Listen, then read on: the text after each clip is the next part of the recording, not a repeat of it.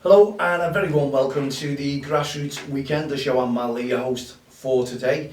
You may have seen my two little hosts yesterday, done a little special show on social media. I had two 6-year-olds, Charlie and my grandson Ruben, and I just decided to do a little interview with them.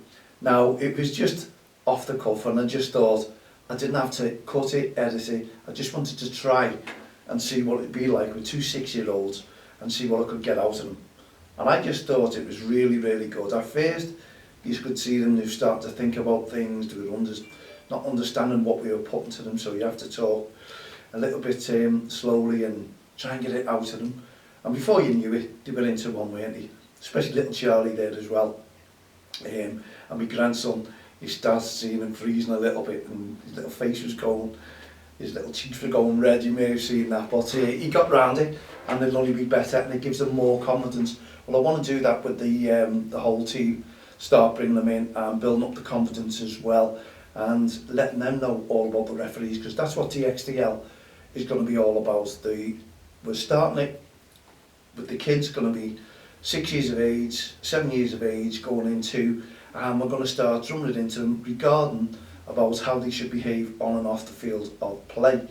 Now, I think that is a really, really good idea, and we're also going to have presentations. Yes, PowerPoint presentations. We're going to get the parents in. We're going to explain to them what their role will be on the touchlines when they turn up, regardless of the opposition. Our parents are going to have to grin, bear it and bite the lip, and that's the way it should be, because we're going to let the authorities deal with whatever happens on the opposite side of things. Sometimes it's hard for parents, we know that, and they'll come to you and they'll say, look, that was my child. We've got to leave that to the coach. The coach will sort that out. Leave the coach, that's what their job is. And obviously, with having the name of Don't Cross the Line, what we do, if we see anything that's untoward, regardless of any team, any manager, we will report it first of all back to the committee. And we'll also, if it's serious enough, we'll pick a phone up and we will report it to the county FAs, and good enough, that's what they're doing, they're relaxing. When I say relaxing, they're actually putting it with us. They're also making a note of it, and they are passing it on to the teams themselves. So they'll get in touch from us what we've actually put in. So really, what it all boils down to is that we don't want you to misbehave on the touchlines. These are kids, 6-year-old kids now. I'm hearing stories about 6-year-old kids with some managers having a right go at them, and because a child says something, then it's proven as fact, and it's just beyond it. This is grassroots football. This is about kids developing wherever they go, whatever they do, whatever they play. It's all about kids playing football, learning, developing. There's hundreds of kids out there screaming to get into teams. It's not about who's the best, who's going to win this, who's going to win that. It's about development, and we need to get this message across to a lot of coaches as well, and managers, and I think the experienced managers will understand where I'm coming from here. Been in the game many, many years, over 40 years in grassroots football. So I do know a thing or two about it, and it's not in management, it is started off in management, started off on a committee in a football league. And you know what, you get about, you see things, you hear things, and I think I've got a little bit of experience. So I've been there, wore the t-shirt, as you can see, and done it. So I know all the ins and outs of grassroots football, through committees, through whatever's going on, and you hear it from the grapevine as well, don't you? And you hear a million stories. Now, if you believed a million stories, there would be no grassroots football whatsoever. And I think every club has a story behind it somewhere. There's always someone got to say something bad about that. You've got to praise grassroots football. You've got to praise coaches, managers, teams that have been going for a while, teams who want to make a difference for the children. There's all kinds of rumours. They're making this, they're making that. We shouldn't be doing this, we shouldn't be doing that. Let's all bring it together. Let's all get on those pitches and let's all try and let the kids enjoy it, and the referees as well. They're only there to try and do a job as well, to develop their own skills and also develop the skills of the children. And you see many referees now talking to the children when something's gone wrong, explaining their decision, and the kids are all nodding their heads, you'll see that. But at 6 years of age and 7 years of age, the kids make their own decision on a football pitch. Some of the referees will tell you, we don't really have to do anything. They tell us when it's a foul, and we just get on with it. We just say, yeah, that's a foul. They stop the game, they're upset, they've heard something. But as the kids get older, those things change, and as they come from the parents, because they're saying, harden yourself up, the home lives, this is what you have to take into perspective, and this is how you have to deal with things. And you have to make sure that the touchlines have a zero tolerance towards verbal abuse, aggressive behaviour, racist comments and bullying. Now it's all down to it a lot, not just Don't Cross the Line, but every manager out there as well. It shouldn't be that little Tommy, little Angela, whatever it is, and they're the superstars within their teams. Nothing can happen. That parent can shout the miles off if they want, shout verbal abuse, show aggressive behaviour. As long as we've got little Tommy, little Angela in our team, I'm not bothered. But that's the coach's job. The coach has to go over and make sure that parent is no good on a touchline, is always shouting verbal abuse, showing aggressive behaviour. Unfortunately, you have to not welcome that person and also ask them to bring someone else. We're not saying throw the child out the team. No, keep the child in the team. It's not the child's fault whatsoever in football. It always boils down to the parent, because they see some sort of superstar who's going to make it, going to be a world beater. And I think it goes without saying, I think everyone knows the figures, just how many kids can make it into the professional side of things. It really is tough, and I think a lot of these parents really need to understand that it's a very, very slim chance indeed of making it to the big time. Now, we used to have Martin Waldron there, who was an agent, and I've always said we'll have another catch-up, and I think I'll get in touch with Martin to get him back into the studio and give another catch-up, because he's brought some players through, and he's bringing some right players through as well, and he talks common sense. So I wanted to get the message over to the parents, see if he can, and let you understand just what I'm talking about how hard it is for the youngsters to become professional footballers later on in life. And he'll give you a few scenarios, put it that way, and it'll be more understanding, and it'll give you an idea of just how hard it is. So what we're trying to say is, when you take the kids to football, let them learn, let them develop, leave it to the coaches. Don't overshout the coaches from the touchlines, don't have sideline referees, and you know what, the kids will develop a little bit better throughout their careers. And if they want to make it to a professional footballer and they have the talent, you'll soon know about it, believe me. So next weekend, 23rd, 24th, 25th, that is the REFspect Awareness Weekend. It's our annual weekend, and we have the PGMOL, Premier Game Match Officials. The L is for limited, so that's an understanding what the PGMO is. So you'll all understand that now when it's on the media about the PGMO. And it's run by Mike Riley, and we get on great with Mike Riley. He's had some stick, all the referees get stick. That's part and parcel of the game, I suppose, but a lot of managers having the right go, and I think it's wrong, because again, if you look at that perspective, Mike Riley doesn't turn around and start telling them how bad they are at their jobs. You know, I think let them all get on with it. He gets all the blame for the VAR, but they have been with us, and it starts from Keith Hackett's days, and I know there's a lot of animosity between all. It's bound to be the referees. What more could you expect? But I think they're doing a brilliant job. And obviously, yeah, when you see the decision that you think's wrong as well, it does get you, but you can't do anything about it. We can't. We have to just get on with it, and it gives us something to talk about. But about a week anyway, doesn't it? Over that game, if this should have been, if that would have been, if that happens, and that's the way we all talk. But it's one of those things, and that's why we support the referees on the touchlines, because they're just grassroots referees who are getting a lot of stick. So that weekend, they are supporting us, and the PFA, John Hudson, brilliant every single year. They support us with these t-shirts, you can see them. Now, obviously, when we sell our t-shirts, the PFA logo will not be on there. You'll have no ref, no game on there as well. That is ours now. That belongs to Don't Cross the Line, believe me. So, permission to use, sir? Well, get in touch, mal@don'ttexttheline.com.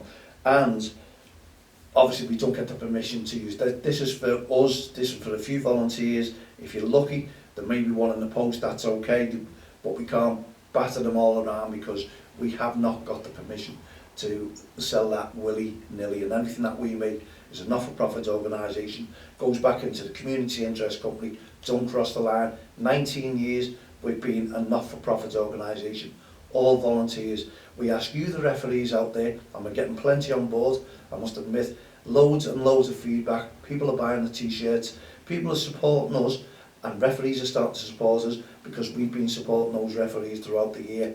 And we do it in our own spare time, walking the touchlines, talking. One or two referees and leagues are not with us, but they'll be the first to start shouting about the poor treatment that they're getting.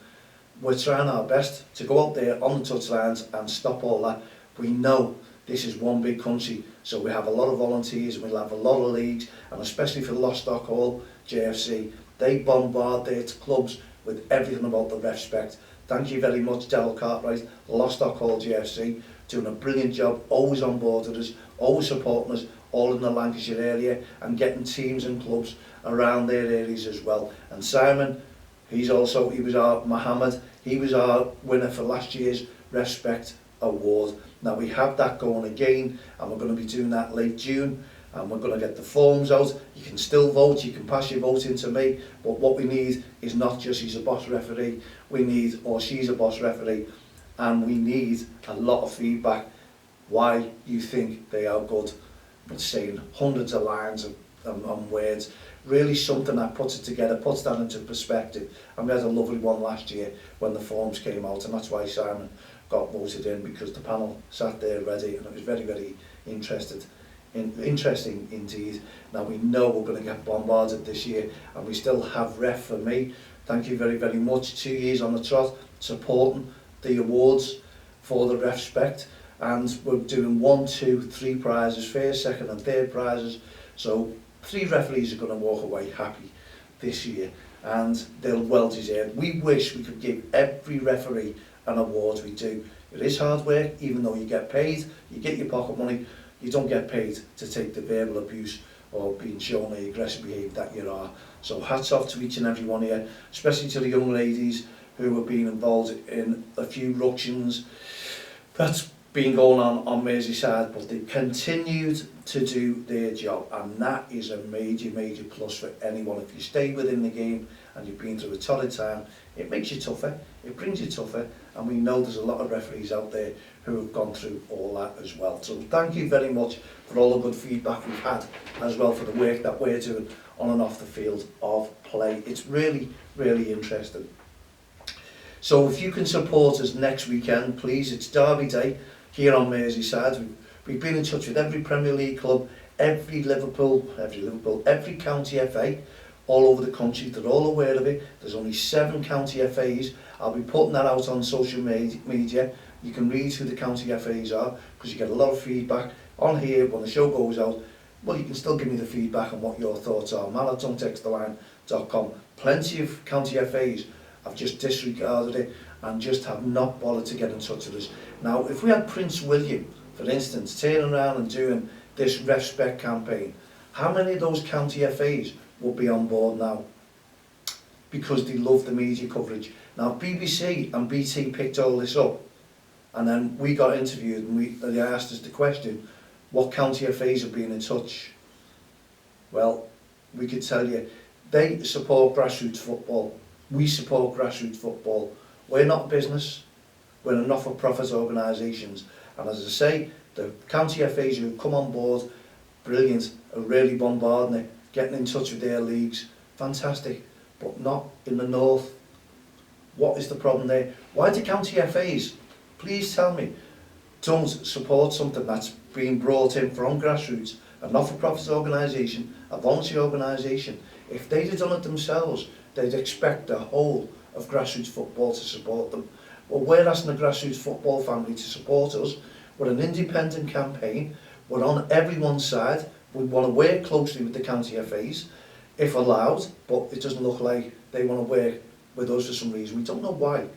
Not all of them, because we'll be able to state that on social media. And also all the Premier League clubs, we've got Liverpool, Everton, Arsenal, Man United, they've always been on board. Now I think those teams are away, but when they're at home, they batter the programme and they batter, but we've asked them to try and put a piece on their website as well.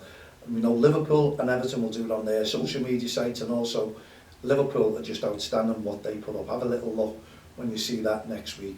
Brilliant. 19 years supporting us. Next year is going to be party time. 20 years.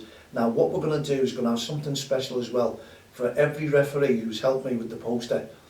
So there's something there for you next year. So this is also, you'd be invited. We want to try and, not a part of this year, we want to aim for next year, and we want to bring the awards, something extra special next year. Really work on it. We're going to have a big party, and we'll be in touch with Liverpool, Everton, the PGMOL, the PFA, everyone, what we can do, see if we can get a referee down to present the awards as well. But as I say, for everyone who's been part and parcel of our poster experiences throughout, they'll be invited for next year, providing they're still in the refereeing side of things. That's obviously, you know, some of them move on, and that's the way it is. If they want to come, they can come, but they've been there, done it, and wore the t-shirt. Wore the t-shirt, there you go. We're trying to do t-shirts now, and you can get in touch with Rob, the badge man, Rob's Bits and Bobs, referee Bits and Bobs. You can get in touch with him himself, he's part of us. And you will also see these. Look at these. Why not purchase these? Look at them.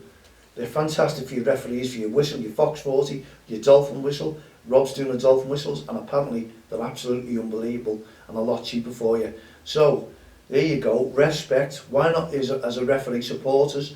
$4.99 including postage and packaging. Absolutely solid. Passes a message out. It really does give a good message. They're nice and colourful, and you know what? They're all supporting what we do, supporting referees. So if we can get this message out, REFspect, on off the field of play, throughout, let everyone know it's on their lips each time, then the world's your oyster. We've done it, we've cracked it, and we can't believe that everyone is getting on board with this now. And look at it, and we're going to be doing this all the time now, as far as I'm concerned. Get the message across. The poem, if you don't know the poem, it's don't be a bully, be a friend.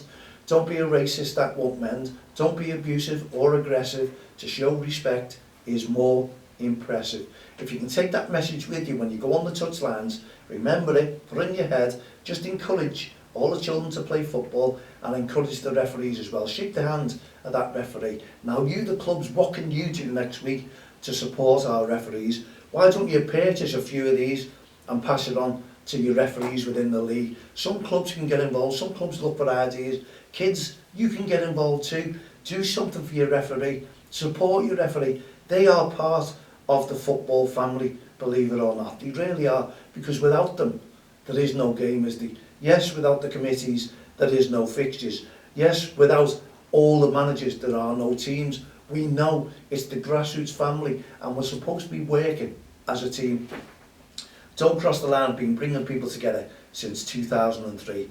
And that's all we want to do. We don't want to step on anyone's toes. We just want to work and make grassroots football a little bit better. But everyone seems to be in a challenging match. Support us, not them. Support me, not them. We're there for everyone. We support everyone who makes a difference within grassroots football, regardless of what you do. If we can do something different and stop the verbal abuse and the aggressive behaviour towards referees and towards each other, again, we've cracked it. But it's not going to happen, unfortunately. That's society. The same as in that unbelievable match yesterday when certain fans actually started singing during the minute silence for the Hillsborough 97. And the whole world has, you know, condemned them. They have, yes, but what more would you expect? Every club, as stupid fans and as we do in grassroots football, it's only to be expected. But what we've got to do is commend the people, the other fans, the City fans, who did respond to the minute silence. It wasn't their fault, so it's a minority all the time. So thank you to the City fans who did work with the Liverpool fans and show a minute silence, but they probably condemn their own fans as well. We always have pockets of idiots, simple as that. So we get on with things, and we also know that the family and the friends of the 97 will understand, yes, unfortunately, we do have mindless idiots who go to games, who just can't be quiet for 1 minute. But there you go. Thank you very, very much indeed for tuning into the Grassroots show. We respect you, we respect everyone, and just a little apology. You may have seen me yesterday going on and interviewing the two children. Well, the mistakes there that I put out yesterday was the FA Cup final. We were counting our chickens straight away, and little Charlie forecast 3-2 to Man City. Made up, he's a little Evertonian. 2-1, I thought it'd be 2-1. It wasn't to be. What a game it was in the first half. It was a game of two halves, but then again, I don't think it was a game of two halves. I think Liverpool overall deserved the result. Now we've got Chelsea and Crystal Palace today, and I can't see Crystal Palace beating Chelsea, so it looks like another tough one for us. Liverpool versus Chelsea. Went to penalties all the way last time, didn't it? Chelsea were the better team. We scraped through, we know that, but we'll be better for it. Now, if we can get through to the Champions League final as well, hey ho, could this be a really, really good history-making performance from Liverpool Football Club? We have a big squad, everyone fit and ready, everyone ready to go. We're looking forward to it. So well done to all the fans. I hope everyone got home safe. It was disgusting how they all got treated, both Liverpool and Man City, with no trains. I think that's wrong. Now you've got two London clubs, it won't bother them at all whatsoever, will it, because the trains weren't off, but everyone who seems to travel, and I bet you there's still people trying to get home today. But it won't bother the Liverpool fans. I think the majority would have started walking after that result anyway. So well done to Liverpool Football Club. And we just see who our opponents are today. Great if it was Crystal Palace. Okay, we played them before somewhere along the line. Anyway, no it wasn't. Right, anyway.